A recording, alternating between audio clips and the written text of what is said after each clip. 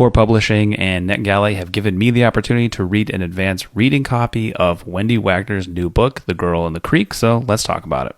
The story will focus around a character named Erin Harper. She arrives at this small remote town called Faraday, Oregon, which is the last known place that her brother Brian went missing a couple years ago.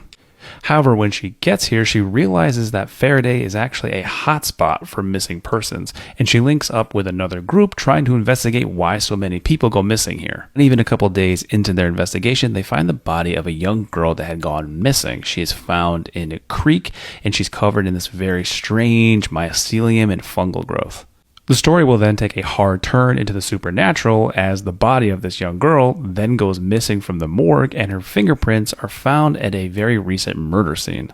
It is now only too late that Erin and her group realizes that there is something far darker and far sinister happening behind the scenes. I have to say I really enjoyed this book. I have been on this botanical horror kick recently and this just fit perfectly right in. Comparison, I would probably compare it to T. Kingfisher's What Moves the Dead or even Resident Evil 7. Minus the whole evil corporation umbrella nonsense. I think the reason why I've been on such a botanical horror kick is because it's very similar to cosmic horror. Cosmic horror is all about how the vastness of the cosmos is completely indifferent to all life, including humanity. And botanical horror kind of touches in on that a little bit, where instead of just the vastness of the cosmos, it's life and the evolution of life. How most species that have existed are now extinct, and things live, die, evolve, and life is completely indifferent to this so long as it keeps going and keeps pushing forward. If humanity was wiped off the face of the planet tomorrow, life would go on. And The Girl in the Creek nails this,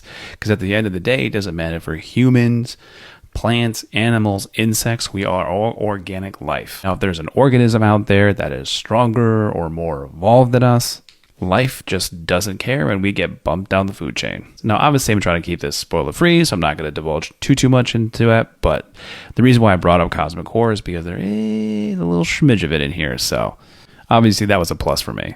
Now, in terms of the overall story, Wendy Wagner did a fantastic job with the plot, the pacing, the character development.